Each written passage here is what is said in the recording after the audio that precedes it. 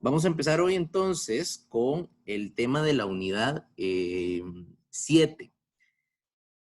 Vamos a empezar a hablar un poco de energía, de lo que llamamos en química y en física la termodinámica.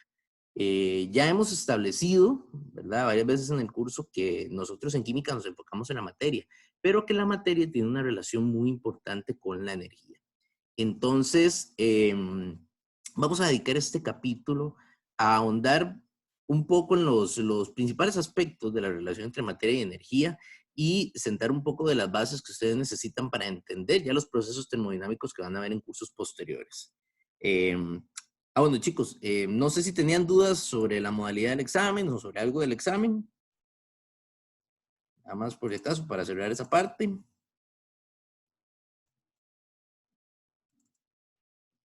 Ok,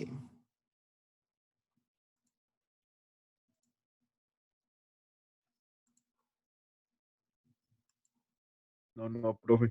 ok, perfecto. Vamos a trabajar entonces de una vez con los aspectos de termodinámica. Entonces, en termodinámica vamos a estar trabajando sobre todo centrándonos en el aspecto de energía. Ahora, vamos a tratar de entender a la energía em, como un concepto que se puede analizar desde diferentes ángulos. Es decir, podemos entender a la energía de diferentes formas. La definición más básica de qué es energía es: la energía se define como la capacidad para transferir calor o para realizar un trabajo. Ojo que esos dos conceptos pueden parecer cosas que no están relacionadas, ¿verdad?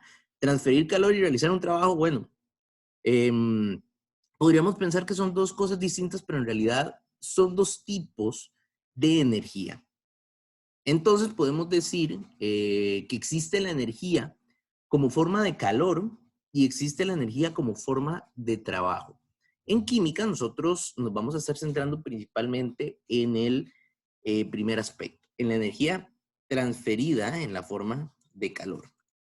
Sin embargo, es importante también considerar el aspecto del trabajo, porque el trabajo se utiliza mucho, pero en física. Entonces, en los cursos de física que ustedes van a llevar, la energía la van a ver principalmente como trabajo. En los cursos de química vamos a estar hablando de calor. Y principalmente vamos a ver el calor de dos formas. Podemos ver un calor como una transferencia física, como un proceso de pasar la energía de un objeto a otro sin que haya de por medio una reacción química. Eso es un tipo de proceso. La otra posibilidad es que en un proceso efectivamente se dé una liberación o un consumo de energía en la forma de calor. Entonces, ahí tenemos esos dos conceptos. El primer concepto está representado por la primera figura, la que vimos arriba, la transferencia de calor. Esta transferencia de calor siempre tiene una sola dirección, y es que el calor se transfiere siempre desde el objeto que está más caliente hacia el objeto que está más frío. Podemos pensar en la transferencia más sencilla. Bueno, cuando hablamos de transferencia de calor, lo más sencillo que se nos viene a la mente es una transferencia por contacto, ¿verdad? Que nosotros toquemos a otra persona, ya le estamos transfiriendo calor. Que toquemos un objeto caliente, entonces el objeto caliente nos está transfiriendo calor a nosotros. O si tocamos un objeto frío, entonces nosotros transferimos calor al objeto frío. Pero también existen transferencias que no necesariamente se dan por contacto físico. De hecho, si ustedes están cerca de una persona, o bueno, tal vez no de una persona, pero pensemos en un objeto caliente. Ustedes no necesitan tocar el objeto caliente para sentir ese calor. Eso es una transferencia que no es directa, lo llamamos una transferencia por convección. También, si tenemos una persona a la par, la persona siempre está irradiando una cierta cantidad de calor que nosotros podemos sentir. Entonces, las transferencias no necesariamente implican un contacto. Puede haber una transferencia de manera convectiva. Pero eso sí, la transferencia siempre se da del objeto más caliente al objeto más frío. Eso siempre ocurre. Eh, Eventualmente, en una transferencia de calor, el calor se va a transferir de un objeto a otro hasta que va a parar en algún punto, va a dejar de transferir calor. El punto en el que se deja de transferir calor es cuando ya los dos cuerpos adquieren, por así decirlo, la misma cantidad de calor o de energía. Y eso lo vamos a ver transferido en términos físicos a que los dos objetos alcanzan la misma temperatura. Eso se le dice también alcanzar un equilibrio. Aquí vamos a estar hablando mucho de temperatura, entonces recuerden que temperatura es una medida, una escala con la que nosotros medimos el calor o la energía. Entonces es como nuestra regla para medir calor o energía. Cuando los dos objetos que están en la transferencia alcanzan la misma temperatura, entonces decimos que alcanzaron un equilibrio térmico. Y en ese momento dejan de transferir energía y se mantienen los dos en una misma temperatura. Ahora, pensemos en el sistema que está abajo. Ahí tenemos el trabajo, que es la forma en la que vemos la energía en física. En el caso del trabajo, nosotros podríamos pensar que cualquier acción, ¿verdad?, que nosotros realicemos requiere que consumamos o apliquemos energía, ¿verdad? Para levantarnos de una silla, para mover una mesa, para mover un sillón, para levantar una caja. Todas esas acciones implican que nosotros gastemos energía. Inclusive caminar, lo más sencillo que a ustedes se les ocurra, implica un gasto energético. Entonces, el trabajo es eso, gastos energéticos. Y en el término más sencillo es la energía que se utiliza para mover un objeto. Entonces, si nosotros queremos mover una mesa, nosotros vamos a estar aplicando un trabajo sobre esa mesa. Podemos ver que es una transferencia de energía también realmente, porque nosotros aplicamos un trabajo sobre la mesa, pero la mesa está recibiendo un trabajo. Entonces, así como nosotros damos energía, la mesa también está recibiendo energía a la vez. Entonces, también es un proceso de transferencia energética de alguna manera. En física van a utilizar esa fórmula para calcular el trabajo, que es W, y W es igual a F, que es fuerza, multiplicado por D, que es distancia. Entonces, un trabajo está definido por cuánta fuerza aplicamos a lo largo de cuánta distancia. Entonces, tenemos esos dos conceptos importantes para el global de energía, que es energía y trabajo. Vamos a ver que en realidad en química nos vamos a centrar sobre todo en el aspecto de energía. El aspecto de trabajo es un poco más engañoso de trabajar en química, pero vamos a ir hablando de eso poco a poco. Ahora, existe una clasificación general de los tipos de energía. Podemos clasificarlos en dos grandes categorías, que son las categorías más utilizadas también en la física. Existe la energía cinética y existe la energía potencial. La energía cinética es aquella que está relacionada con el movimiento de los objetos. Entonces, cuando observemos que se habla de movimiento, por ejemplo, lo que tenemos en la pantalla, una acción como patear un balón de fútbol, ese objeto cuando está en movimiento posee una energía cinética. Y esa energía cinética pues se va a transformar en otra cosa cuando el objeto deje de moverse. Y ahí es donde entramos a la energía potencial, que la energía potencial es la energía que tienen los objetos. En colegio decimos que no están en movimiento, pero en realidad la manera correcta de identificarlo es la energía que posee un objeto en virtud de su posición. Entonces, esa energía que está almacenada. Está almacenada, está relacionado con objetos que no están en movimiento y depende de su posición, porque en física, la fórmula que utilizamos para calcular la energía potencial utiliza la altura del objeto con respecto a un punto de referencia. Entonces, energía cinética cuando estamos en movimiento, energía potencial, la energía que está almacenada, que no está todavía en movimiento. Esas son las dos grandes categorías de energía. Si recuerdan un poco de física de colegio, si sumábamos la energía cinética y la energía potencial, obteníamos otro tipo de energía. No sé si recuerdan cuál era el nombre de ese tipo de energía.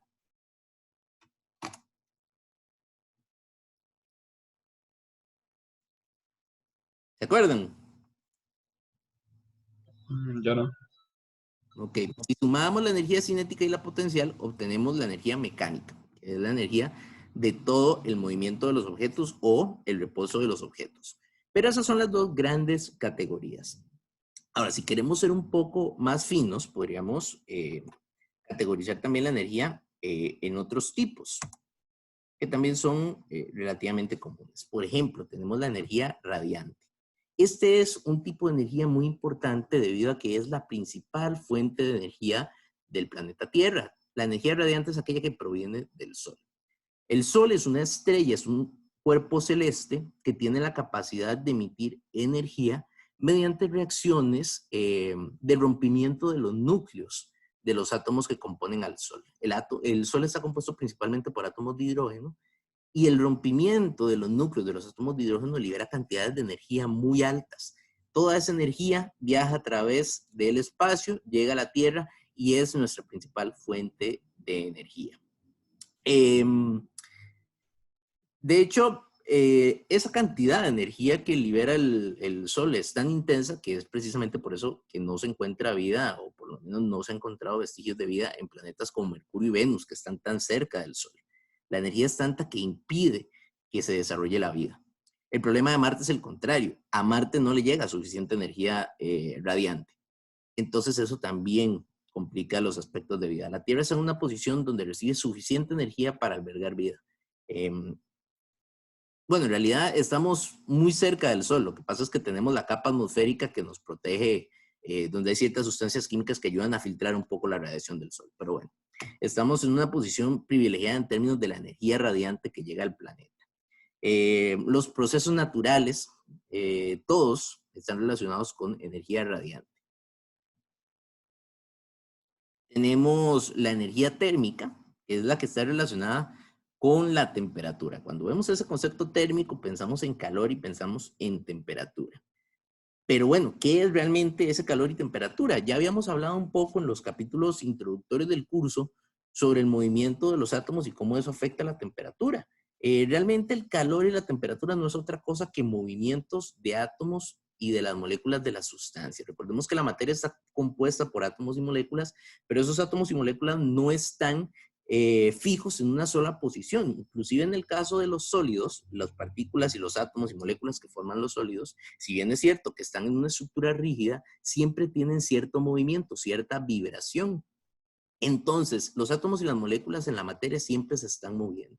Entre más movimiento haya y más choques entre moléculas y átomos observemos, entonces también vamos a estar viendo procesos relacionados con aumentos de la temperatura.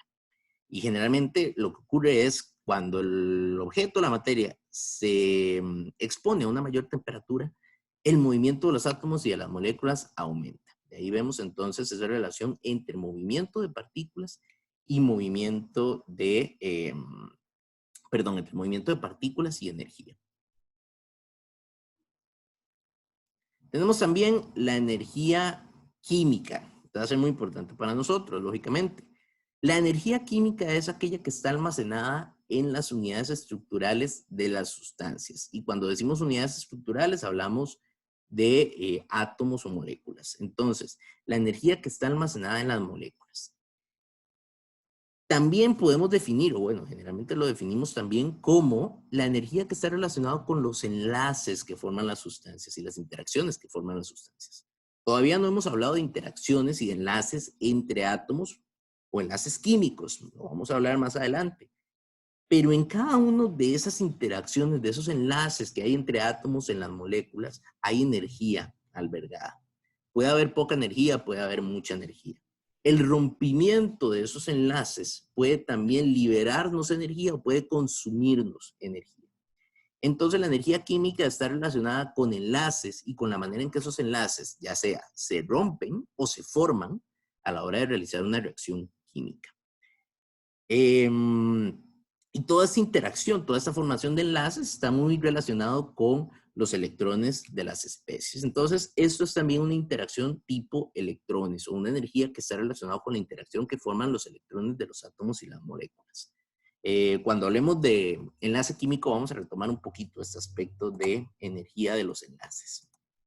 Y otro tipo de energía, también muy importante, es la energía nuclear. Podríamos decir que la energía nuclear es una subcategoría de la energía química, realmente, porque también es un tipo de energía que está almacenado en las unidades estructurales de los átomos.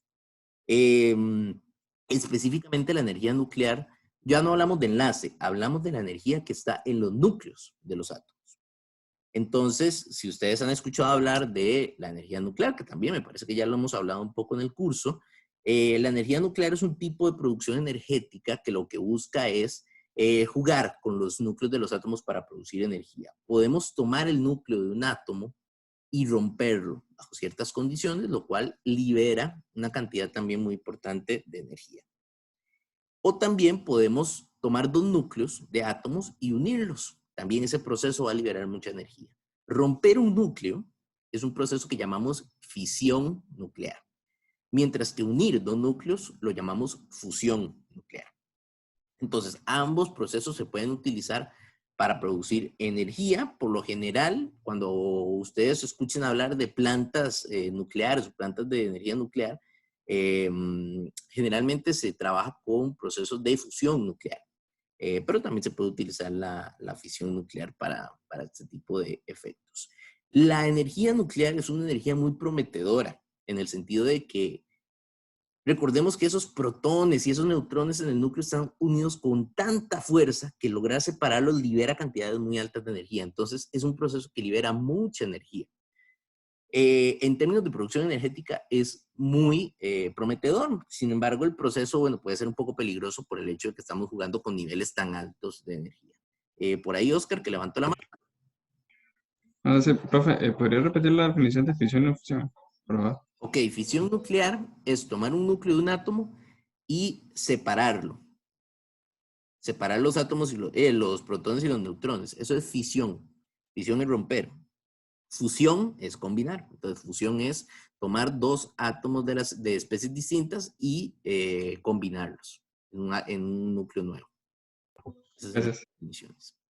Sí, entonces, por eso se habla mucho de la energía nuclear, porque produce mucha energía, pero puede ser un poco peligroso el proceso de liberar esa energía. También en algunos casos, a la hora de producir energía nuclear, se utilizan especies con isótopos. Entonces también eso es un factor adicional de seguridad que hay que tomar en cuenta en este tipo de procesos. Entonces la energía nuclear es uno de esos procesos que a veces le da mala fama a la química, por el hecho de que puede ser muy peligrosa, aunque realmente bajo condiciones bien controladas no debería presentar ningún problema más allá de lo normal. ¿Qué ha sido lo que ha ocurrido en casos que se dan accidentes en producción con energía nuclear? Bueno, ya ahí son casos muy específicos. Por ejemplo, si ustedes escuchan hablar de Chernóbil, por ejemplo, ahí hablamos de una planta de energía nuclear que estaba en condiciones muy malas de cuidado, ¿verdad? Y hubieron otros factores políticos también de por medio que afectaron el funcionamiento de la planta y también se han escuchado hablar de algunos incidentes con plantas nucleares en los últimos años, por ejemplo en Japón con la planta de Fukushima, pero son incidentes relativamente aislados que se han podido controlar de manera adecuada. Entonces, no es una energía que hay que tenerle miedo, nada más una energía que hay que trabajar con cuidado. Ahora, como el nombre del capítulo lo indica, nosotros vamos a estar hablando principalmente de termodinámica. Termodinámica es una palabra compuesta por una raíz termo, que quiere decir calor en latín, y dinámica, quiere decir movimiento. Entonces, termodinámica es el movimiento de la energía. La termodinámica es un área de estudio muy amplia, súper amplia. Ustedes van a llevar 2 cursos, por lo menos, de físico-química, donde se van a centrar en termodinámica en muchos aspectos, y llevan inclusive varios cursos de ingeniería, como operaciones unitarias y diseño de procesos industriales, donde también van a hablar mucho de esos aspectos termodinámicos. Entonces, es un área increíblemente grande para abarcar.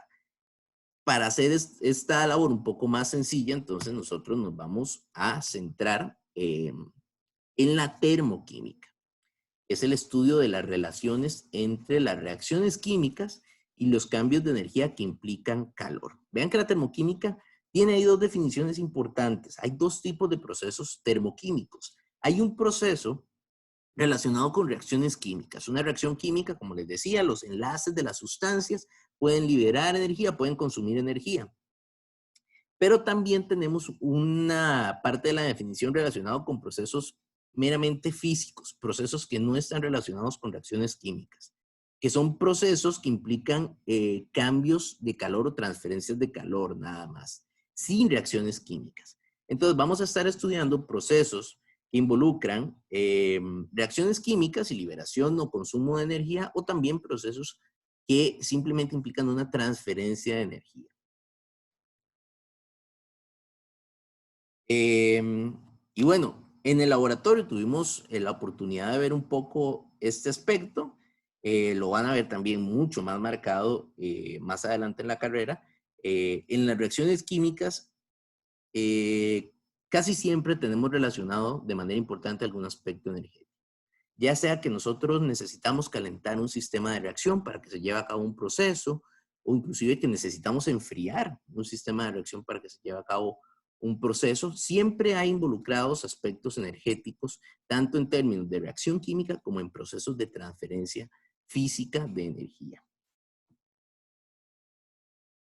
¿Y cómo vamos hasta acá, chicos? ¿Preguntas?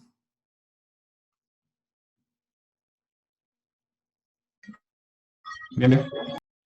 Vamos a retomar entonces, o bueno, vamos a empezar a hablar ya con un poco más de detalle sobre los conceptos generales de termodinámica, que es con lo que vamos a empezar en esta presentación.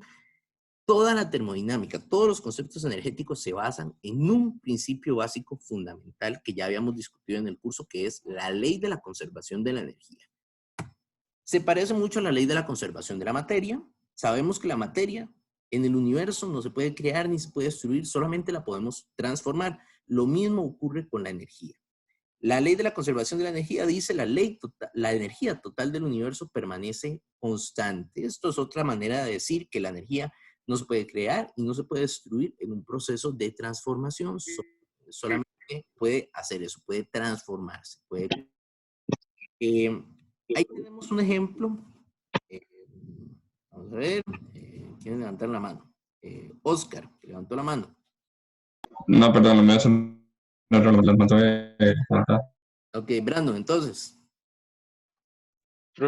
Entonces, bueno, lo que nos vamos a hacer son las leyes de la termodinámica, que yo Las creo que leyes esta de era la termodinámica, las leyes de la termodinámica son hijas de la ley de la conservación de la energía. La ley principal, a partir de la cual se formaron todas las leyes de la termodinámica, es la ley de la conservación de la energía. Pero sí, porque vamos. yo creo que esta es la primera, ¿verdad? Esta como Sí, tal es la sí, primera, sí, sí. que la Técnicamente luego le vamos a cambiar el nombre a ley de la conservación de la energía, le vamos a poner primera ley de la termodinámica. Pero son dos leyes distintas. O sea, lo que yo quiero que entiendan es que primero nació la ley de la conservación de la energía y luego se restablecieron algunos conceptos energéticos y se le dio el nombre de ley de la conservación de la energía, se le dio otro nombre, que es primera ley de la termodinámica. Pero lo primero que nació cuando hablábamos de energía y materia fue la ley de la conservación de la energía. Ya luego llegamos a la primera ley. Pero entonces, esta ley de la conservación de la energía es eso, hay una permanencia constante de la energía en el universo, no podemos crearla ni destruirla. Ahí tenemos un ejemplo muy básico de cómo se mantiene o cómo se conserva la energía en un proceso. La energía en un proceso mecánico como este está determinada por los dos tipos de energía que hablamos, energía cinética y energía potencial. Lo que tenemos acá es un sistema donde tomamos una esfera que está unida a un cable en un punto B a la derecha y lo liberamos, de manera que entonces esa pelota va a hacer un arco hasta llegar al punto C y luego va a volver al punto B. ¿Cómo se conserva la energía en ese proceso? Bueno, en el punto B la esfera está en una posición donde no está en movimiento y está llena, tiene un montón de energía potencial almacenada. Conforme esa pelota cambia de posición y empieza a moverse, la energía potencial se convierte en energía cinética. Así, entonces la energía pasa desde el punto B hasta el punto A en la forma de energía cinética y llega al punto C, donde entonces vuelve a ser energía potencial en el momento en el que se queda estática.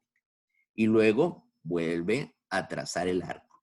Entonces ahí tenemos una transformación de energía desde potencial a cinética, pero la energía se mantiene.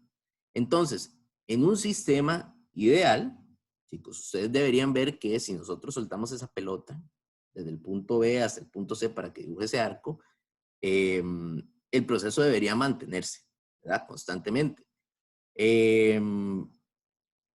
Lógicamente nosotros no vamos a ver ese comportamiento si hacemos el experimento. Eventualmente vamos a ver que la pelota deja de moverse, pero es porque hay otros factores que hay que considerar en nuestro universo.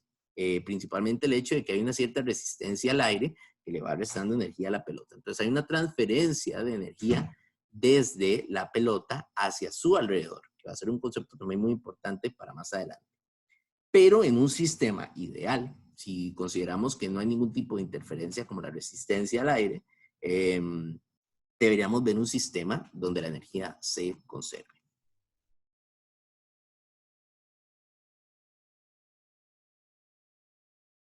Y cuando hablamos de energía, vamos a utilizar principalmente la unidad de los julios, que ya la hemos utilizado un poco, o también joules en inglés. Un joule equivale a 1 kilogramo por metro cuadrado entre segundo cuadrado. Tenemos aspectos de masa, tenemos aspectos de área y tenemos aspectos también de aceleración, que la aceleración es la que se mide con tiempo al cuadrado. Entonces, combinamos esas tres unidades, kilogramos, metros cuadrados, segundo cuadrado, y tenemos la unidad de los julios. Esa es la más utilizada. Pero también podemos encontrar otras unidades para medir energía, como lo son, por ejemplo, las calorías. Las calorías se utilizan mucho en la industria alimenticia. Entonces, para ustedes también van a ser muy importantes si deciden enfocarse en el área que es el enfoque de la sede, en la parte alimenticia. Y las calorías se definen como la cantidad de energía que se requiere para elevar la temperatura de 1 gramo de agua a desde 14.5 grados a 15.5 grados. Entonces, básicamente es cuánta energía necesitamos para subir en 1 grado centígrado la temperatura de 1 gramo de agua. La equivalencia entre caloría y julios es una caloría es igual a 4.184 julios. Como les digo, estas calorías se utilizan sobre todo en la industria alimenticia. Cuando ustedes revisen las etiquetas de los productos, van a encontrarse con esa unidad caloría, que lo que indica es la cantidad de energía que se está consumiendo con el producto. Entonces, valores muy altos calóricos, lógicamente, se traducen en que estamos consumiendo mucha energía. ¿Cuál es el problema de consumir mucha energía en nuestras dietas? Que si nosotros no quemamos esa energía, entonces se va almacenando en el cuerpo, en la forma de grasas, que es la principal forma de almacenar energía que tiene el cuerpo. Entonces, ahí hay que tener cuidado con ese aspecto de las calorías. Las industrias alimenticias, eso sí, son muy jugadas con ese aspecto de calorías. Por ejemplo, en la mayor parte de los casos, en las etiquetas ustedes no van a encontrar calorías, van a encontrar kilocalorías.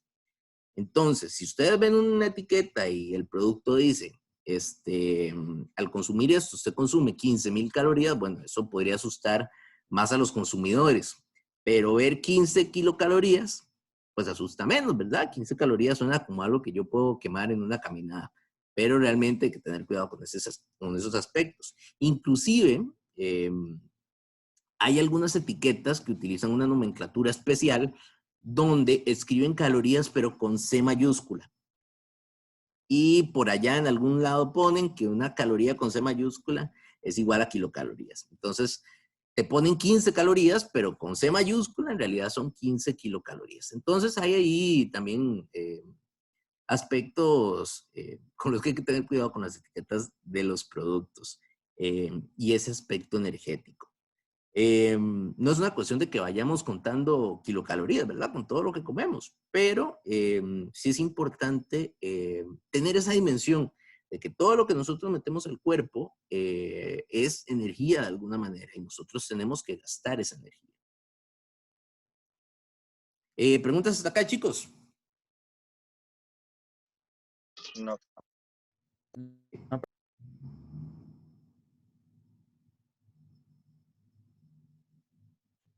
Ok.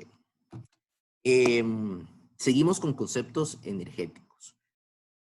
Como les mencionaba, la termodinámica es un sistema muy amplio de estudio y realmente es un sistema que a veces puede ser muy complejo de estudiar o de analizar. ¿Por qué? Por el hecho de que a nuestro alrededor están constantemente ocurriendo una serie de procesos termodinámicos. En este momento, donde sea que ustedes están sentados, ustedes están recibiendo una cierta cantidad de calor del sol, inclusive cuando ustedes están en la sombra o bajo techo, siempre estamos recibiendo constantemente energía del sol, nuestro cuerpo se calienta, nuestro cuerpo también está realizando diferentes reacciones bioquímicas en el cuerpo que están consumiendo energía o que están liberando energía. Nuestro cuerpo está caliente, nosotros estamos como a 36.5 grados, entre 36 y 37. Entonces nosotros emanamos calor constantemente. Ustedes están sentados en la silla, ustedes le están transfiriendo temperatura a la silla. Ustedes mueven la silla, están generando un trabajo sobre la silla.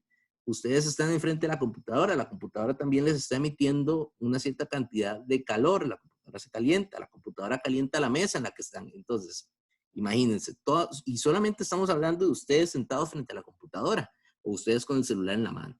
Entonces, es muy complicado trabajar procesos termodinámicos si nosotros no delimitamos nuestra área de estudio o nuestro espacio de estudio. Entonces, aquí es donde entran estos conceptos de sistema y entorno.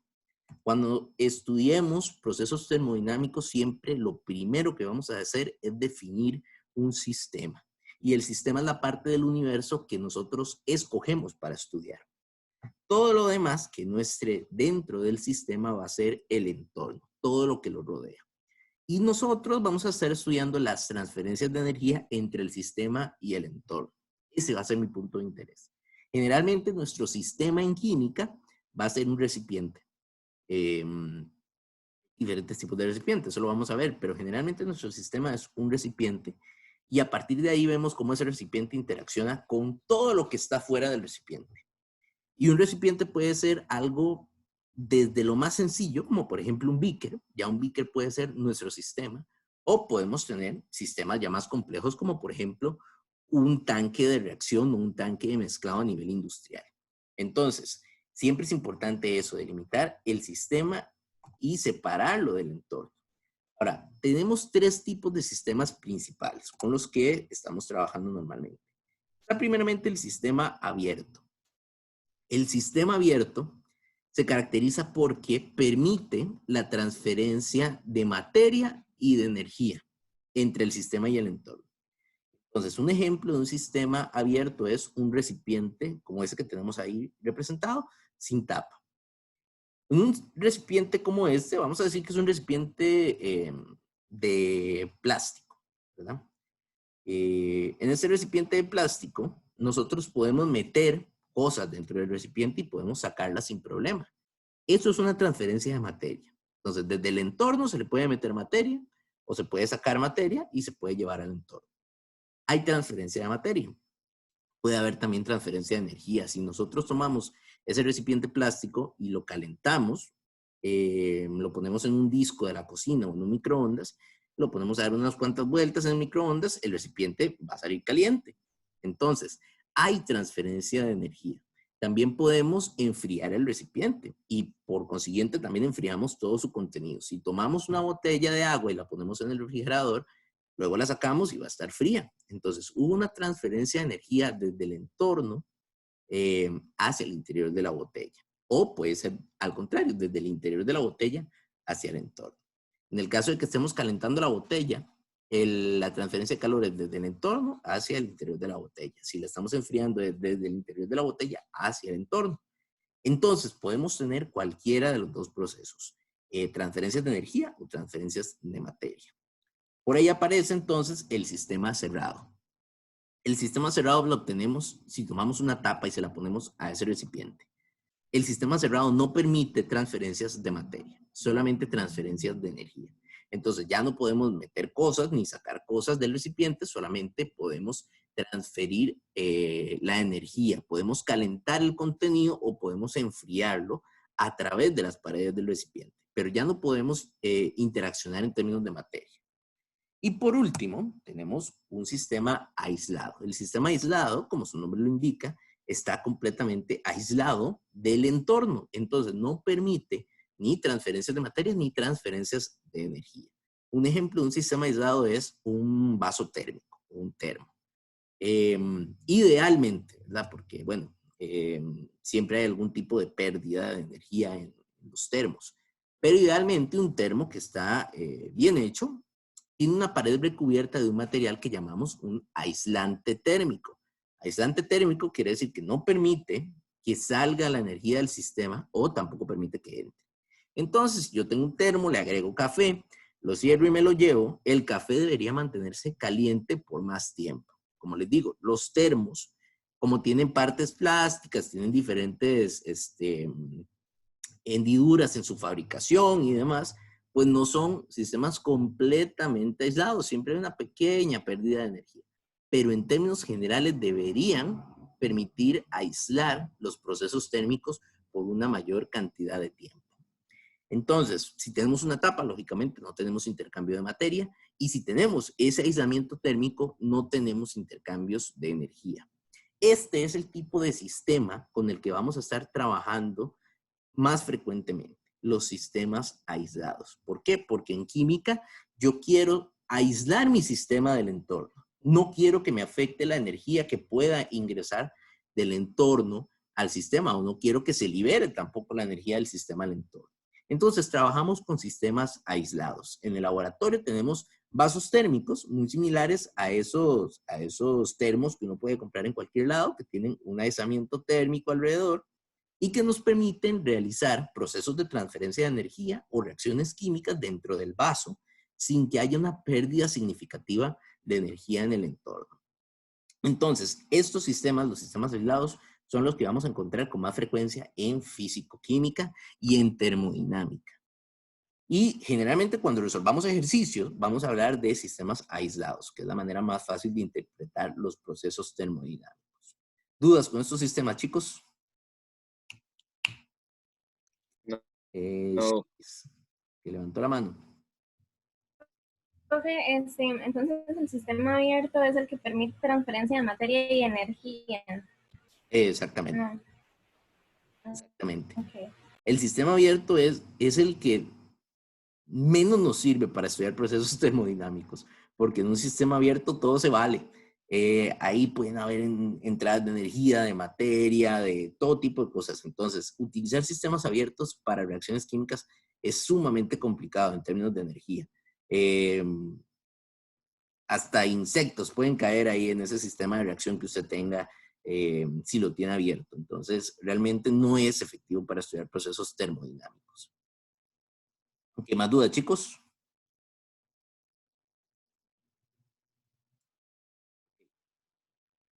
Pasamos entonces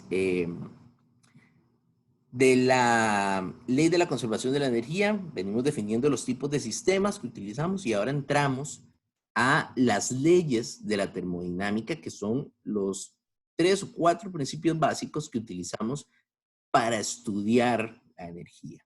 En el curso de Química 1 vamos a estudiar solamente 2 de las leyes de la termodinámica, que es la ley 0 de la termodinámica y la primera ley de la termodinámica. En Química 2, ya ustedes se van a centrar un poco más en la segunda ley de la termodinámica, que habla de un concepto que llamamos entropía, pero de momento no nos vamos a meter con la segunda ley de la termodinámica, nos vamos a quedar con la primera ley y con la ley 0.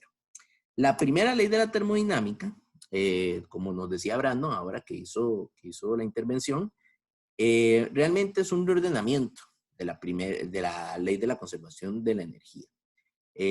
Para que quedaran todas bajo los nombres de leyes de la termodinámica, se decidió que la primera ley de la termodinámica lo que hace es emular lo que dice la ley de la conservación de la energía. Entonces, la energía no se crea ni se destruye, solo se transforma. Cualquier pérdida de energía por parte de un sistema tiene que ser una ganancia por parte del entorno. Entonces, en este sistema, todo lo que salga va a ser ganado por el entorno. Y todo lo que gana el sistema viene del entorno. No hay desapariciones energéticas de por medio. Con esta primera ley de la termodinámica llega un concepto que describimos o que vamos a llamar energía interna. La energía interna la pueden ver representada con esa letra E o a veces viene representada con la letra U, pero son lo mismo. Si ven E o si ven U, ambas representan energía interna. Y la energía interna es la suma de todas las energías cinéticas y potenciales que tenga un sistema. Entonces, aquí quiero hacerles una pregunta. Hablamos de energía cinética y de energía potencial. Les dije que son muy utilizadas en física. Y son energías que podríamos pensar o llamar macroscópicas, ¿verdad? Una energía que yo veo a gran escala. Si yo pateo un balón de fútbol, yo voy a ver el balón en movimiento. O si yo voy y me siento en la cima de una montaña o en el techo de una casa, voy a tener una energía potencial almacenada. Pero lo vemos desde un aspecto físico, macroscópico. La pregunta es, ¿las reacciones químicas tienen energía cinética y energía potencial? ¿O eso es un aspecto meramente físico? ¿Qué creen ustedes?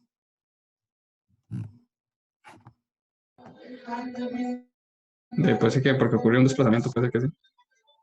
Un desplazamiento. No sé. ¿Un desplazamiento de qué, Oscar? Bueno,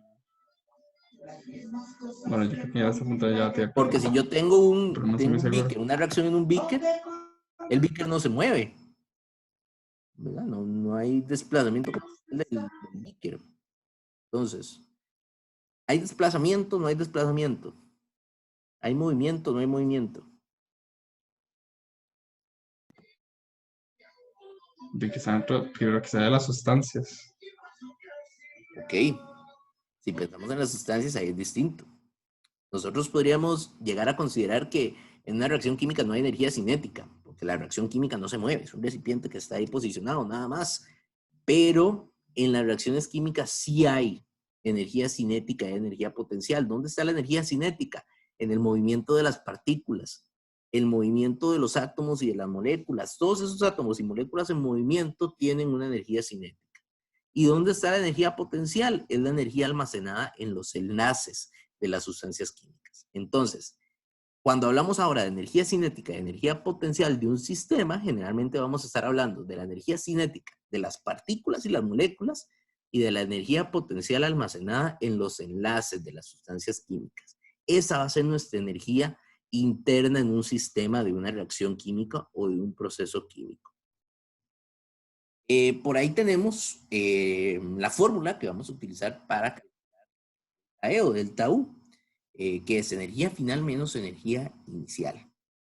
Y vamos a decir que en una reacción química el estado inicial del sistema se refiere a los reactivos, mientras que el estado final se refiere a los productos. Entonces, ¿cuál es la energía interna en una reacción química? Es la diferencia entre la energía interna que van a tener los productos y la energía interna que van a tener los reactivos. Aquí vamos a empezar a ver varias simbologías importantes para termodinámica. Primeramente, tenemos ahí ese triángulo. Ese triángulo delante de la E es la letra griega delta en mayúscula. Y delta quiere decir cambio. Entonces, cada vez que ustedes vean ese símbolo delta delante de un valor, quiere decir cambio en ese valor. Entonces, el cambio en la energía interna viene definido siempre a partir de el estado de de las características de su estado final y de su estado inicial. Y así va a ser para cualquier cambio. Cualquier cambio que ustedes vean, cualquier delta, siempre es estado final menos estado inicial. Oscar, que levantó por ahí la mano. Sí, solo una pequeña duda. Usted mencionaba que también se puede representar con la letra U, pero ¿es mayúscula o minúscula? U mayúscula. U mayúscula. Okay. La minúscula era... bueno, no, perdón. En termodinámica U minúscula no lo usamos, pero sí, U mayúscula. Entonces, este delta E es también lo que ustedes van a encontrar en el libro como delta U. Brandon, que levantó la mano también. Profe, aunque, bueno, yo creo que antes digo que eso no tiene que ver mucho con este curso. Esa sería la entropía que tendría una reacción química. No, la entropía, nosotros no vamos a hablar ahora de entropía de nada. La entropía lo representamos con la letra S. Entonces, cuando vean delta S, ahí hablamos de entropía, pero todavía no nos vamos a meter en este curso con entropía. La entropía se refiere a, en términos así muy populares o muy coloquiales, qué tan desordenado está un sistema. Entonces, dependiendo del grado de desorden, vamos a tener un cierto grado de entropía y eso afecta también los conceptos termodinámicos. Pero de momento no nos vamos a meter en discusiones de entropía. Nos vamos a quedar solamente con delta U, que es lo que vamos a hablar ahora, y en la próxima clase vamos a hablar de otro factor que se llama entalpía, que es delta H. Pero entonces, delta U para el sistema, y siempre tenemos sistema final o estado final, que son los productos, menos el estado inicial, que son los reactivos. Preguntas acá, chicos, con la primera ley. Ok. Acá surge entonces, con la primera ley de la termodinámica, una relación entre delta E o delta U, calor y trabajo. Resulta que podemos definir la energía interna de un sistema como lo hicimos en la diapositiva anterior, a partir del estado final y del estado inicial. Pero también podemos definir la energía interna del sistema a partir de las dos componentes de la definición de energía. La energía de un sistema es cuánto calor y cuánto trabajo tenemos en el sistema. Entonces podemos escribir esa ecuación. Delta E es igual a Q más W. A partir de ahora Q es calor y W es trabajo. La Q generalmente la tenemos minúscula, la W la tenemos mayúscula, por convenciones de signos. Entonces, la energía interna de un sistema se ve afectada por la interacción que tenga con calor y la interacción que tenga con trabajo. Entonces, vamos a analizar primeramente un caso en el que tenemos un sistema y en ese sistema vamos a tener entradas de energía. Entonces, a ese sistema, por un lado, puede que esté entrando calor.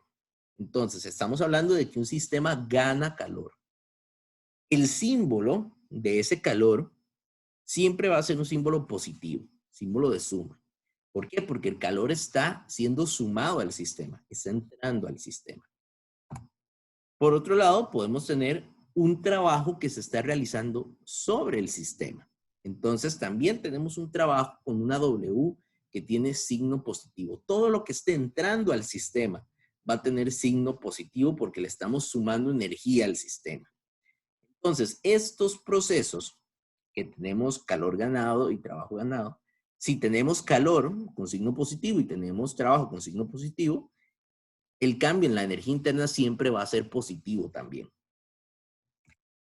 Y a estos procesos, ¿verdad? Ganar calor o ganar trabajo, los llamamos procesos endotérmicos, que ya habíamos hablado de la diferencia entre un proceso endotérmico y un proceso exotérmico, pero ahora lo estamos definiendo como tal. El proceso endotérmico es cuando la energía fluye hacia adentro del sistema, ya sea.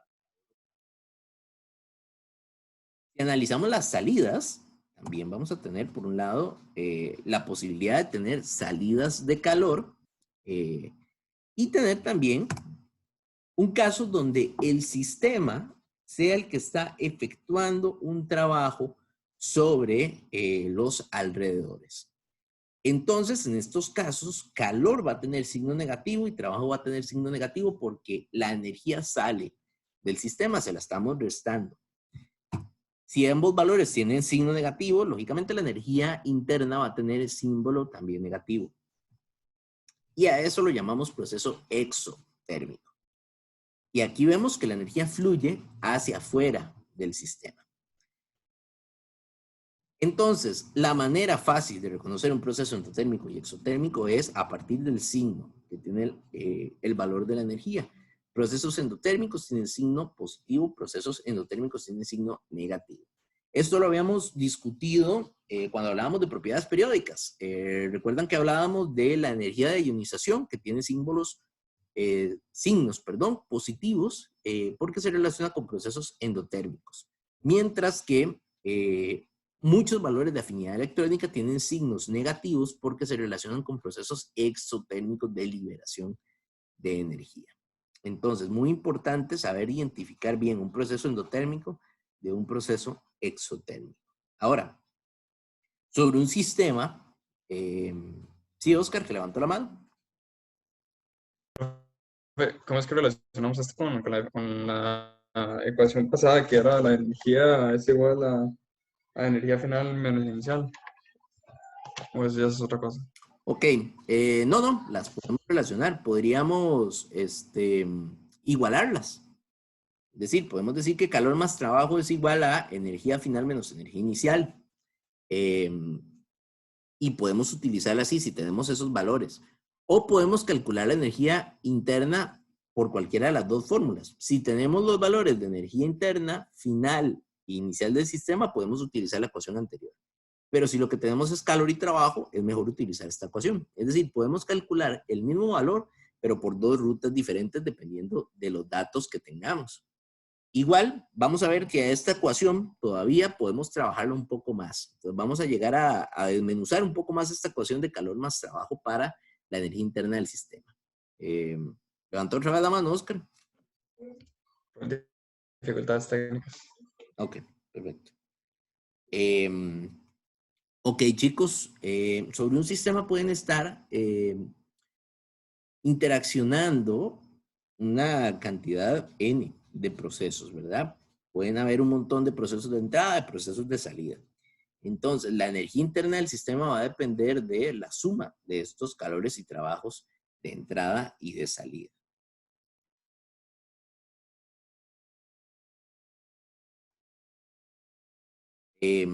Ok.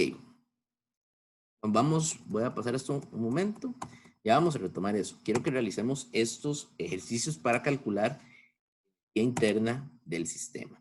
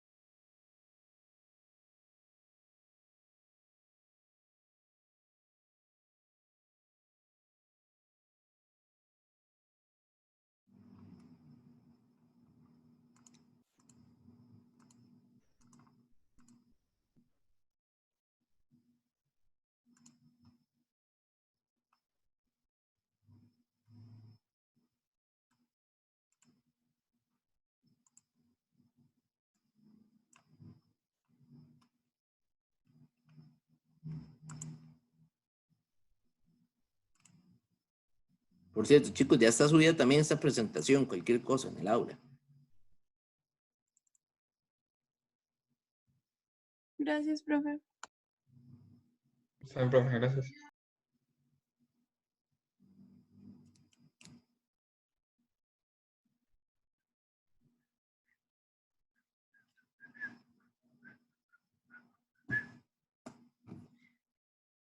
Chicos, ¿pudieron conectarse ayer a la reunión que les había comentado?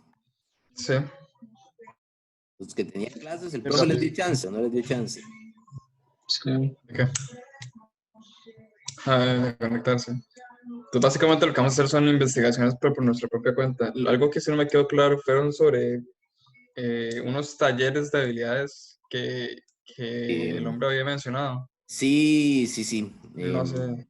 Básicamente así, de manera un poquito, bueno, no extraoficial porque ya lo anunciaron, pero lo que vamos a trabajar en los laboratorios es principalmente virtual y algunas habilidades blandas que ustedes es necesario que desarrollen en el laboratorio, pues las vamos a tratar de ir compensando con talleres a lo largo del próximo semestre.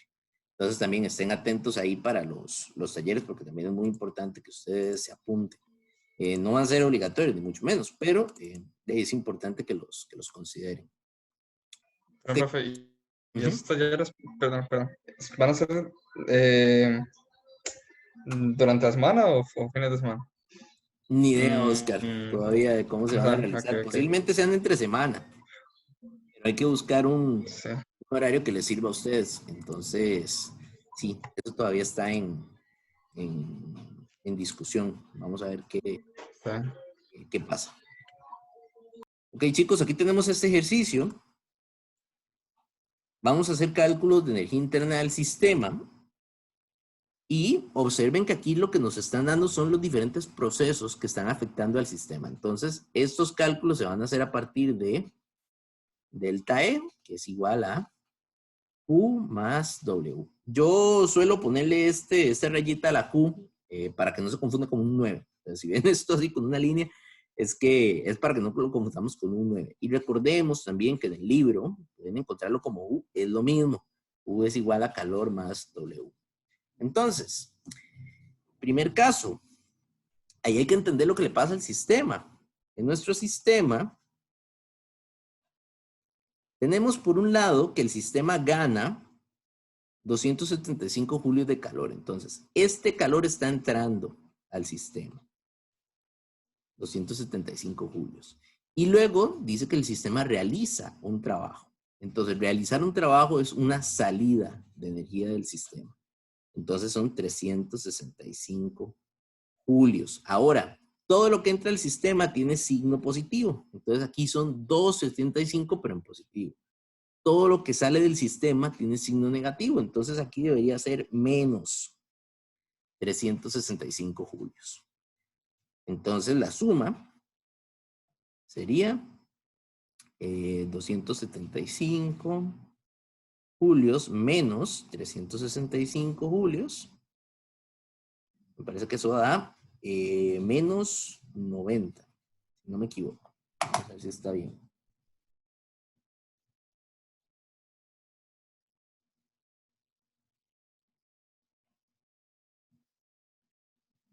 Menos 90 julios.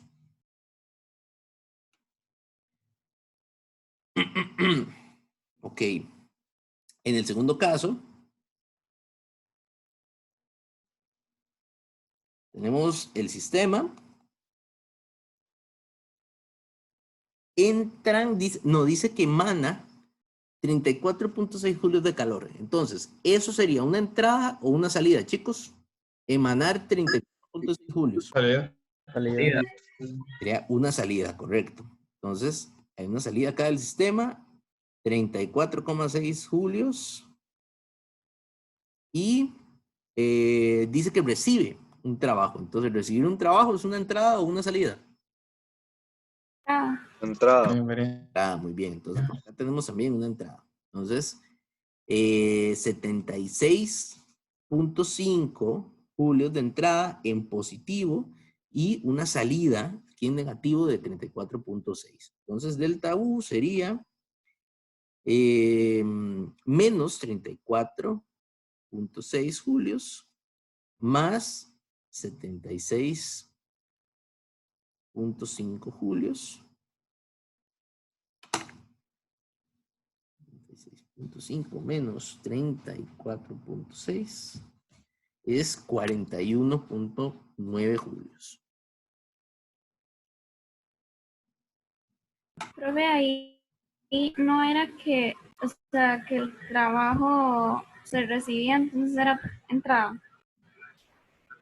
En efecto, el trabajo que se recibe es una entrada. Por eso lo estamos dibujando aquí como una flecha hacia adentro del sistema. Entonces, es entrada y el signo es positivo. Cuando son entradas, son positivas. Entonces, sí, lo estamos presentando como una entrada. Ok, ¿más dudas ahí, chicos?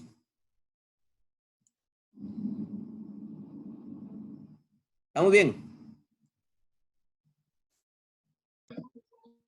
Sí. Ok. Último caso.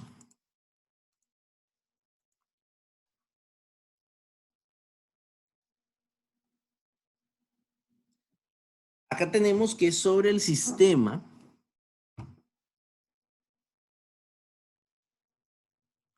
se realiza, por un lado, un trabajo. Entonces, se realiza el trabajo sobre el sistema. Ahí tenemos una entrada de trabajo. Voy a marcarlo aquí como una W, porque aquí ya tenemos varios valores. Entonces, 24.5 kilojulios. Esa sería una entrada, entonces tiene signo positivo. Luego, libera 855 julios de calor. Entonces, por un lado, Tenemos calor que se libera, que serían 855 julios. Ya establecimos que tienen signo negativo porque se está liberando. Y por otro lado dice que el sistema realiza un trabajo de 675 julios. Entonces este mismo sistema tiene una segunda salida de trabajo de 657 julios. Bien en negativo. Ahora, tenemos que tener un cuidado acá, chicos. Vean que el primer trabajo está en kilojulios. Entonces, no podemos sumar kilojulios con julios. Tenemos que pasar todo a una sola unidad. Entonces, como la mayor parte de los datos están en julios, vamos a convertir este valor en kilojulios, que sería el trabajo 1, que está en kilojulios, 24.5 kilojulios. Vamos a convertirlo a julios. Esto es una conversión por unidades según la escalera o según los prefijos. Un kilojulio sería lo mismo que 1000 julios. Entonces, 24.5 por 1000 es 24.500. No sé ni para qué usé la calculadora para eso. 24.500 julios, igual en positivo. Ahora sí, ya con esto podemos hacer nuestro cálculo de energía interna del sistema, que sería calor más trabajo. El calor sería menos 855 julios más el cambio neto en el trabajo serían 24.500 julios menos 657 julios.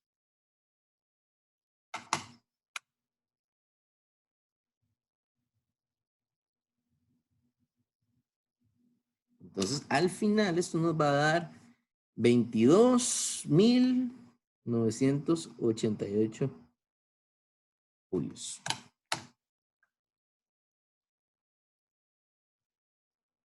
Ok, ¿claros por ahí, chicos? Sí. Yes.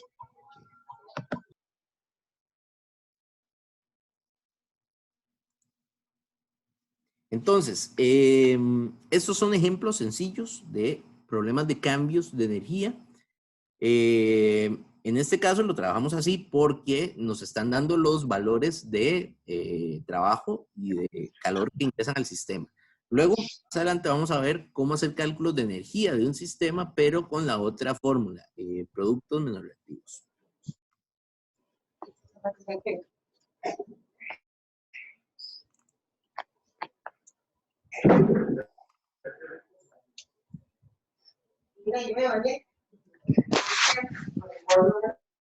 Ok, vamos a volver a la presentación.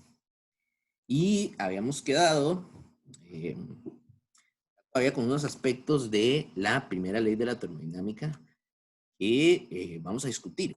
Pero, ¿la hemos visto? Ok. También para entender la primera ley de la termodinámica, cómo funciona todo este asunto de las transferencias de energía y de los sistemas, tenemos que hablar del concepto de estado de un sistema. El estado de un sistema, realmente, pues no necesitamos darle una definición como tal. El estado de un sistema es el estado en el que se encuentra. ¿Cómo está el sistema? ¿Qué características tiene? Pero ese estado del sistema se define a partir de 5 propiedades macroscópicas que son importantes. Recordemos que macroscópico quiere decir que es algo que yo puedo identificar a gran escala. Entonces, un estado termodinámico bien definido tiene que tener estos 5 valores establecidos o identificados. Tenemos que saber la temperatura del sistema. Esa posiblemente sea la más importante. Lógicamente, si estamos hablando de energías. Entonces, muy importante saber la temperatura del sistema. Es importante saber su presión y su volumen. La presión y el volumen son importantes, lo vamos a ver un poco más adelante, porque a veces se relacionan con trabajo. A veces una presión puede generar un trabajo y también un cambio en el volumen puede generar un trabajo. Entonces, presión y volumen se relacionan también con aspectos de trabajo en un sistema.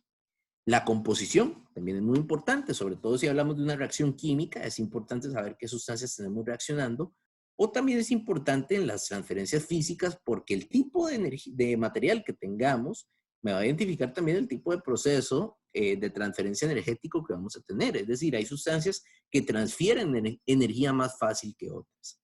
Entonces también eso va a ser importante. Y lógico, si tenemos un valor de energía en unidades de julios, pues también nos va a completar bastante las condiciones del sistema. De ahí, esas 5 son las más importantes, tal vez las primeras 3 son las fundamentales. Composición y energía son importantes, pero pueden relacionarse también con las anteriores. Entonces ahí tenemos una representación de un sistema termodinámico bien listo para ser estudiado. Tenemos un termómetro que me indica cuál es la temperatura del sistema. Tenemos una escala volumétrica que me indica cuánto volumen tenemos de las sustancias en el recipiente. Eso que tenemos ahí en la mitad que parece una tapa, es eso, es una tapa, pero que nos funciona como un pistón. Entonces, dependiendo de la presión que se le ejerce al sistema, puede que esa tapa suba o baje. Y tenemos, lógicamente, ahí también la masa de una sustancia. Entonces, el estado de un sistema termodinámico se define a partir de esas 5 condiciones fundamentales. Esos 5 valores fundamentales los llamamos funciones de estado. Se llaman funciones de estado porque son propiedades que se determinan a partir del estado en el que está el sistema. Entonces, yo tomo mi sistema, ¿cómo sé cuál temperatura tiene? Bueno, tengo que medirla en el sistema. Entonces, el sistema me dice cuál es la temperatura. La temperatura es entonces función del sistema. Entonces, funciones de estado es otro nombre que le vamos a dar a los valores que vimos anteriormente. Temperatura, presión, volumen, energía. Esas van a ser funciones de estado. Todas las propiedades que nosotros indicamos del estado como tal. También la composición es una función de estado hasta cierto punto, pero no es tan importante como temperatura, presión, volumen y energía. Ahora, ¿qué es lo importante de las funciones de estado? Las funciones de estado son muy importantes, o sea, la característica más importante que hay que entender de la función de estado a la hora de entender un sistema termodinámico es que las funciones de estado están definidas solamente por el estado. No dependen de cuál haya sido el trayecto o cuál fue la manera en que se alcanzó ese estado. Es decir, vamos a poner de ejemplo la temperatura. La temperatura de un sistema es la temperatura de un sistema y punto. No importa cómo llegamos a esa temperatura, no importa si tuvimos que calentar y luego enfriar, no importa si empezamos enfriando y luego calentamos, no importa si enfriamos, calentamos, enfriamos, calentamos, enfriamos, calentamos y luego llegamos al estado final, eso no importa. La ruta que llegamos, que utilizamos para llegar a la temperatura, la presión, el volumen o la energía que tengamos en el sistema, no nos afecta al resultado final. Es decir, yo pude haber calentado o preparado una taza de té simplemente virtiéndole, digamos que agua a unos 50 grados. Listo. Ese es mi estado final, 50 grados. Yo pude haber preparado ese té también tomando agua del tubo a 25 grados. Luego le echo hielo y la meto en la refri para que se enfríe y llegue a unos 5 grados. Luego la saco, la pongo en una olla, la caliento hasta unos 70 grados y luego dejo que se enfríe al aire hasta que alcance 50 grados. El punto es que la temperatura del té es la misma, no importa la ruta que yo tomé. Entonces, la función de estado no está definida por el trayecto, solamente está definida por el punto final al que llegamos en la función. Entonces, eso se cumple para las principales características del estado: temperatura, presión, volumen y energía. ¿Cómo sabemos que una función termodinámica con la que estamos trabajando es una función de estado? Porque la vamos a representar con el símbolo de delta, el triángulo, que simboliza cambio. Cuando ustedes vean un símbolo termodinámico y delante tiene el triángulo, esa función o ese valor es una función de estado. Y vean que la función de estado nosotros lo calculamos simplemente, como lo hicimos aquí. Lo calculamos como estado final menos estado inicial.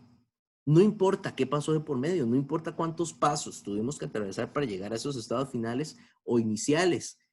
Lo importante es cuál era el estado inicial y cuál era el estado final, no el trayecto.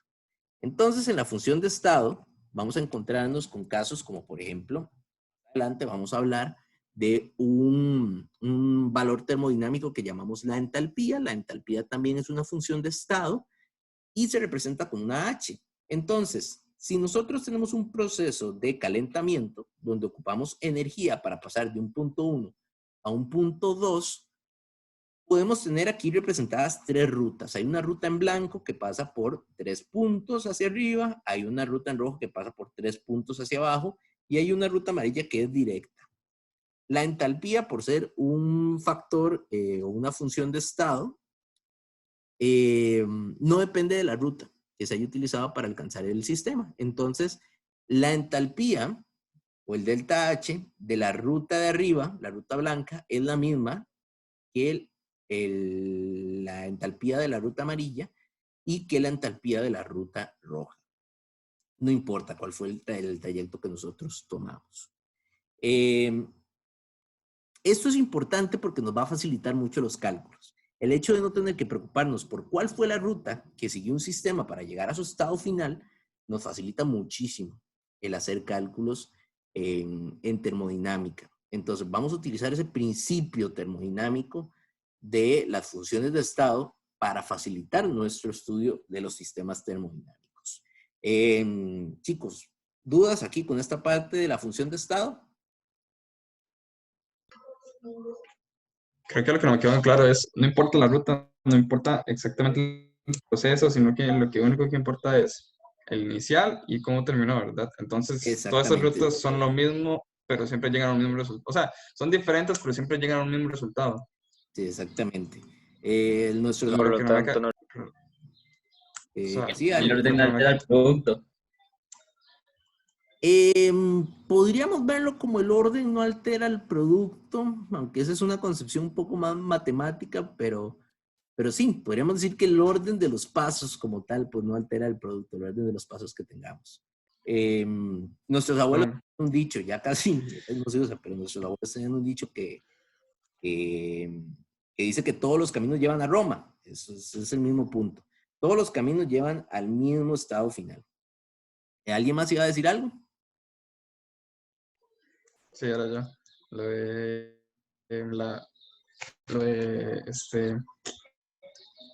¿cómo se llama esto? Bueno, ahí veo que hay una fórmula de arriba que es la suma de todas las entalpías, si no me equivoco. La que tenemos arriba, sí. Eso exactamente qué. Ok, básicamente eso es lo que nos está diciendo, que eso lo vamos a retomar también más adelante, es que la ruta blanca, ¿verdad? Nos ubicamos en la ruta blanca. La ruta blanca, el valor del cambio energético en esa ruta blanca va a ser la suma de cuánta energía necesitamos para llegar a la primera esfera blanca, luego cuánta para llegar a la segunda esfera blanca y cuánto para llegar a la tercera esfera blanca. Pero al final toda esa suma de esos 3 pasos nos va a dar lo mismo que la ruta amarilla, que es directa. Entonces, lo mismo con la ruta roja. La ruta roja es la suma de esos 3 pasos que hicimos. Llegar a la primera esfera, llegar a la segunda esfera, llegar a la tercera esfera. Además, son 4 pasos, porque tenemos que llegar a la cuarta esfera también.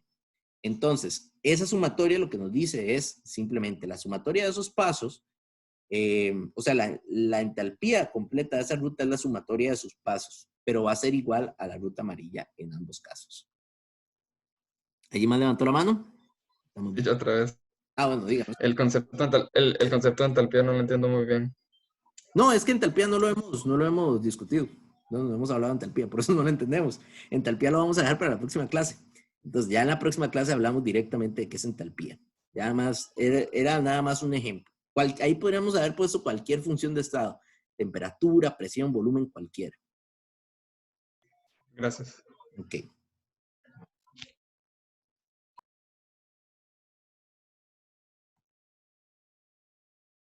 Ahí tenemos otra manera también de verlo, tal vez un poco más físico, ese concepto de la función de estado. Ahí tenemos una imagen del monte Kilimanjaro, que es una montaña en África, de hecho la más alta de África, y Y tenemos dos rutas en las cuales se puede llegar a la cima. Tenemos una ruta X, que es una ruta más directa. Tenemos una ruta Y, que lleva un trayecto más con zigzag. La posición que tengamos en la montaña al final va a ser la misma. Y la posición que tenemos en la base es la misma también. Entonces, independientemente de cuál fue la ruta que utilizamos, llegamos al mismo punto y partimos del mismo punto. Entonces, no importa la ruta para las funciones de estado. Se van a comportar como un caso como este. Lo que importa es nada más de dónde partimos y a dónde llegamos, solamente. Brandon, ¿sí? Profe, pero, o sea, por ejemplo, y la ruta Y no tendría más gastos de energía. Ah, bueno, depende. Realmente, ustedes han, no sé si a alguno le gusta escalar o ir a subir montañas, pero si a alguno le gusta escalar, ¿verdad?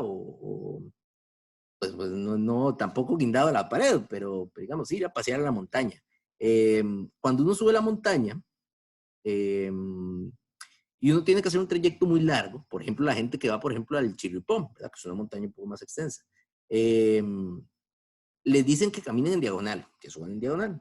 ¿Por qué? Porque subir en diagonal gasta menos energía en términos de pendiente. O sea, la pendiente es un poco más pequeña cuando uno lo va haciendo en zigzag. En cambio, subir directo en línea recta, pues cansa más. Entonces, realmente aquí no es del todo cierto que gastemos más energía si vamos por la ruta más larga. Tendríamos que ver cuáles son las otras variables del sistema, porque lógicamente aquí estamos hablando de que solamente me importa ese trayecto, pero si estamos haciendo eso ya en el mundo real, pues habrían otros valores de por medio. Pero no necesariamente la ruta más larga implica la mayor energía. Puede ser que la ruta más larga sea más larga, pero que los pasos que hay entre cada etapa del proceso consuman menos energía, mientras que el proceso de un solo paso consuma mucha energía.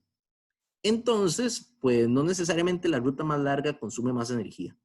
Y de hecho, en términos generales, en términos globales, posiblemente el gasto energético sea el mismo en ambos casos. ¿Qué es lo que pasa? Bueno, en el caso específico que yo les mencionaba, es que realmente nuestra energía, pues, se gasta más despacio, digamos, que en una ruta un poco más larga en ese sentido, subiendo una montaña. Entonces es más sostenible que llegar a ser un gasto directo de energía para tratar de llegar lo más rápido posible. Entonces recuerden eso, no necesariamente la etapa más larga consume más energía por ser más larga. Posiblemente la etapa más larga tiene varias etapas con consumos energéticos pequeños y por eso al final toda la energía del sistema es igual que si lo hiciéramos en un solo paso. ¿Sí quedó claro, Brando? Sí, gracias, profe. Ok.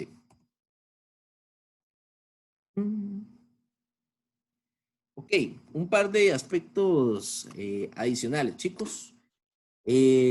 Además de la primera ley de la termodinámica, que es la ley base de todo, luego de que se estableció la primera ley de la termodinámica, se establece una segunda ley de la termodinámica que está relacionada con entropía, y luego se establece también una ley cero de la termodinámica. Esta ley cero de la termodinámica se llamó ley cero de la termodinámica porque muchos consideran que tiene que ir antes de la primera ley de la termodinámica. Entonces, por eso se le llama ley cero, porque explica algo antes de lo que explica la ley de la primera ley de la termodinámica. Entonces, ley cero de la termodinámica habla sobre transferencias de energía entre cuerpos. Lo que nos dice es que si tenemos un sistema como el que vemos ahí en pantalla y tenemos un cuerpo A y un cuerpo B que están separados por un aislante térmico y no se pueden transferir energía directamente, pero ambos están tocando a un cuerpo C que no está aislado térmicamente, al final los tres cuerpos van a tener la misma temperatura. ¿Qué sacamos de esto? Que la transferencia de energía se puede hacer por contacto de cuerpos, perdón, vamos a decirlo así, la transferencia de energía se puede hacer entre cuerpos que no están en contacto a partir de un tercer cuerpo. Entonces, esto es importante como ley cero porque define aspectos que son necesarios, que a veces asumimos, que ya sabemos, pero que son necesarios para explicar la primera ley de la termodinámica. Entonces, si tenemos cuerpos aislados, pueden estar en equilibrio termodinámico si están tocándose a través de un tercer objeto. Eso es básicamente ley cero de la termodinámica. Hay algunos aspectos adicionales, pero esos los van a discutir con más profundidad en cursos posteriores. Y para ir finalizando lo que tenemos para hoy, vamos a definir algunos tipos de procesos termodinámicos. Les mencionaba que en un estado, las tres variables más importantes que vamos a encontrar son temperatura, presión y volumen. Entonces, hay tres procesos relacionados con esas tres variables. Primeramente, existen un proceso que llamamos proceso isotérmico. Iso viene de una palabra en latín que quiere decir igual. Entonces, es como cuando usábamos isótopos. Iso quiere decir igual. Entonces, un proceso isotérmico quiere decir que las temperaturas a lo largo del proceso son iguales. ¿Eso que nos lleva? A que un proceso isotérmico es un proceso en el que la temperatura permanece constante. Entonces, la presión y el volumen, si pensamos en estas tres variables, ¿verdad? Presión, volumen y temperatura. Presión y volumen pueden variar, pero la temperatura se mantiene constante. No vamos a darle mucho énfasis a las fórmulas que vemos en ese gráfico que tenemos en pantalla. Por ejemplo, tenemos ahí esa fórmula que es presión es igual a nRT entre V. Eso lo mencionábamos un poco en el colegio. ¿Alguien recuerda cómo se llamaba esa ecuación?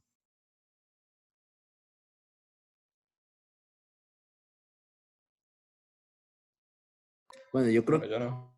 no todos, yo creo que no todos en el cole lo ven, porque a veces solo lo ven para bachillerato, o capaz que ya ni se ve para bachillerato. Pero bueno, esa ecuación que ustedes ven ahí, P es igual a nRT entre V, lo llamamos la ecuación de los gases ideales. Es una ecuación que explica el comportamiento de los gases. Pero en el curso de Química 1 no nos vamos a meter con gases, lo vamos a dejar para Química 2. Entonces, no nos vamos a molestar con esa fórmula. De momento, P es igual a nRT entre V. Lo que quiero que vean nada más es que ahí lo que tenemos es un gráfico de presión en el eje Y contra volumen en el eje X. Y es un proceso donde mantenemos la temperatura constante. Entonces, en un proceso donde mantenemos la temperatura constante, vamos a ver una reducción en el volumen conforme vamos observando también una reducción en la presión. Ese es el comportamiento básico que vemos en un proceso isotérmico. La temperatura se mantiene constante. Luego tenemos un proceso isobárico. Isobárico quiere decir que ahora la presión es la que permanece constante. Entonces, ahora el gráfico que teníamos anteriormente se va a convertir en un gráfico como el que vemos abajo. Tenemos presión igual en el eje Y, volumen en el eje X. Pero observen que aquí la presión, que es el valor que vemos en el eje Y, se mantiene constante. Entonces ya no es una curva, como lo vimos anteriormente, sino que la presión se mantiene constante en un sistema. Y tenemos un proceso que es el isocórico. Isocórico es un proceso donde el volumen se mantiene constante. Entonces, si volvemos a la gráfica y mantenemos el volumen constante, ya no vamos a tener una línea horizontal, sino que vamos a tener una línea vertical porque aquí el volumen se está manteniendo de forma constante. Entonces, tenemos esos tres tipos de procesos. ¿Cómo obtenemos o cómo mantenemos un proceso isotérmico? Bueno, un proceso isotérmico implica que nosotros vamos a tener un control sobre la temperatura del sistema. Entonces, ya sea vamos a tener sistemas de calentamiento o sistemas de enfriamiento que me permitan mantener la temperatura constante de un proceso sin que hayan aumentos o bajonazos de temperatura por el proceso mismo de la reacción.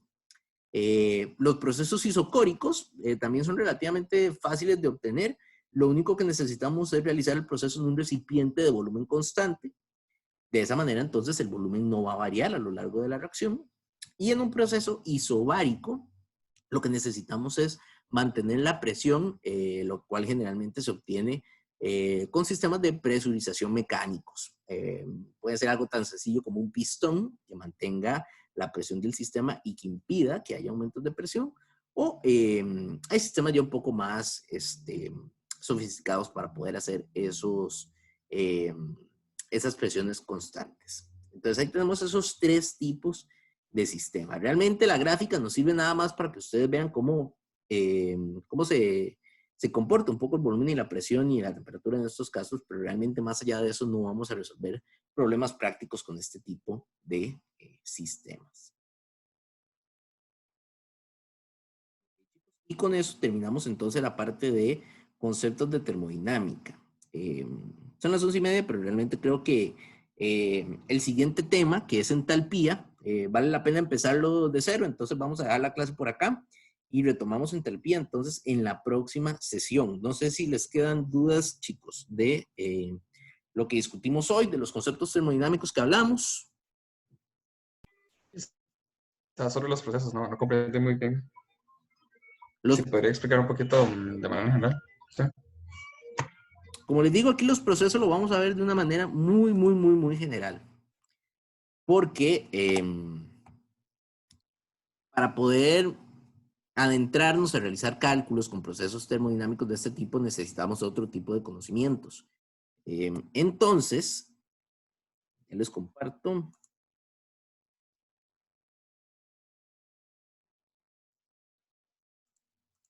Entonces, realmente lo único que necesitamos saber describir de momento es, primero, qué es isotérmico, qué es isobárico, qué es isocórico. Isotérmico es temperatura constante, isobárico es presión constante y isocórico es volumen constante. ¿Cómo alcanzamos esos sistemas? Bueno, ya les mencioné un poco.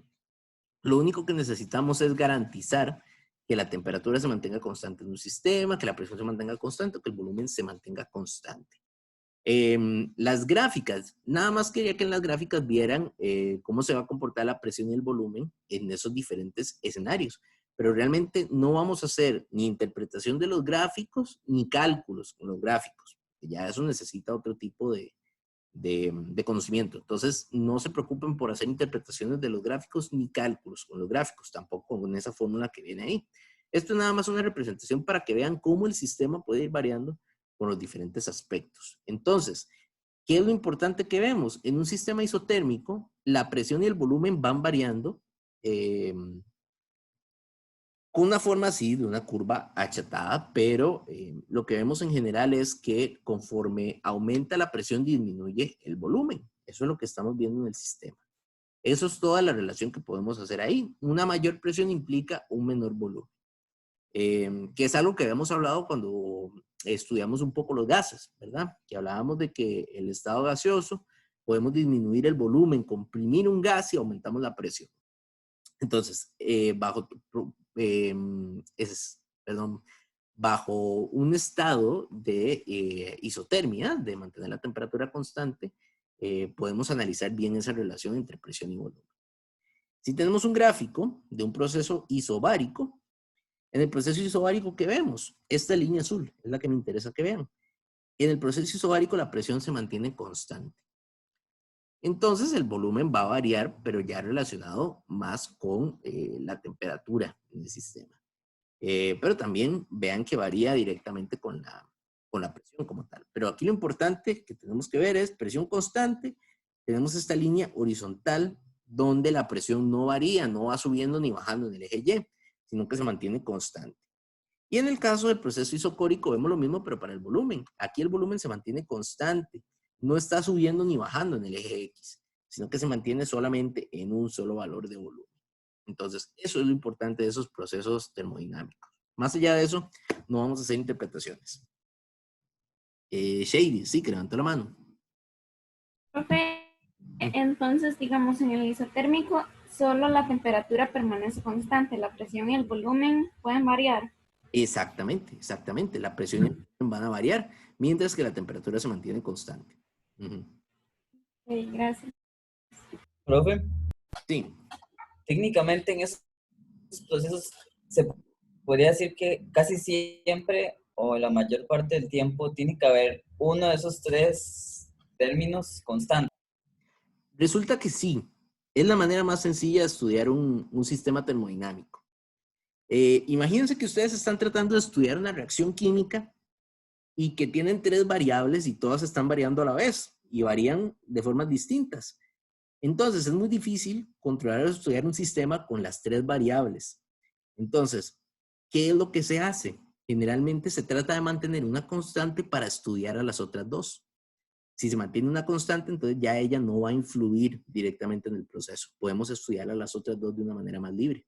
Entonces, sí, en los procesos termodinámicos, de hecho, es así como usted lo indica. Generalmente vamos a tratar de mantener uno de los sistemas, uno de los valores constantes, o inclusive podemos mantener 2 de los valores constantes para estudiar por separado a las otras variables. Es la manera más sencilla de hacerlo.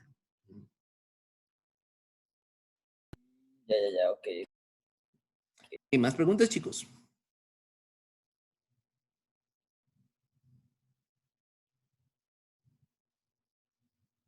Ok, bueno, si no tenemos más preguntas, entonces vamos a dejar por acá la clase.